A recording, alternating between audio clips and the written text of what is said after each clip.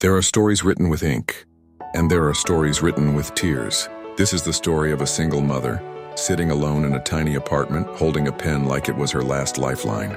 Her name was J.K. Rowling. Before the world knew Harry Potter, before the movies, the theme parks, the fame, Rowling was a woman whose life had collapsed in silence.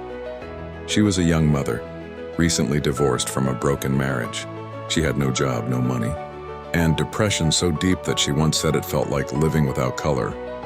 She moved into a small flat in Edinburgh, a place where the heater barely worked and the nights felt colder than the winter outside. She lived on welfare, struggling to feed her infant daughter, often skipping meals so her child could eat. There are moments in life when the world tells you, you have failed. And for Rowling, that moment lasted years.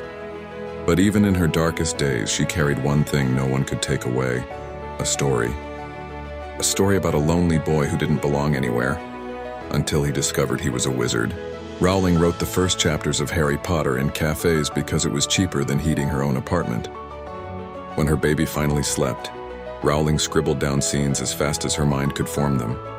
She said writing was the only thing keeping her alive, the only spark in a world full of shadows. When she finally finished the manuscript, she believed quietly but fiercely, "This story can change my life." But the world wasn't ready to believe her. Then the second, then the third.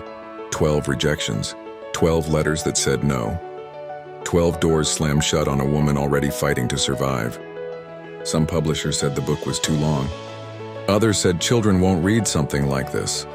One said bluntly, "There is no future in fantasy." Each rejection cut deeper than the last. But Rowling held on to one truth.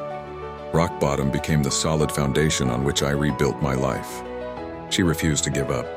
And then, everything changed with one tiny moment of kindness. A small publishing house, Bloomsbury, finally decided to take a chance. Not because they believed in a blockbuster, but because the company's CEO saw his 8-year-old daughter reading the sample chapters, and she refused to put them down. "Dad," she said, "this is the best thing I've ever read." That single sentence opened the door to history. Harry Potter was published, and the world exploded.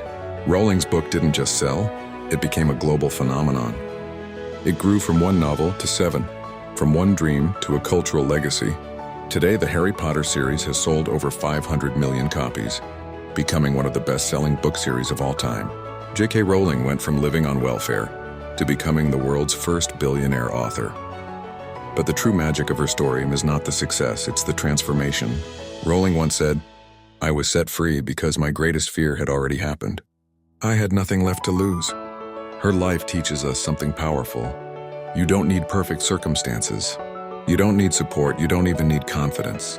You just need the courage to keep going, even when no one believes in you. J.K. Rowling did not write Harry Potter to become famous, and in saving herself, she gave the world a story that saved millions of others. This is the real magic.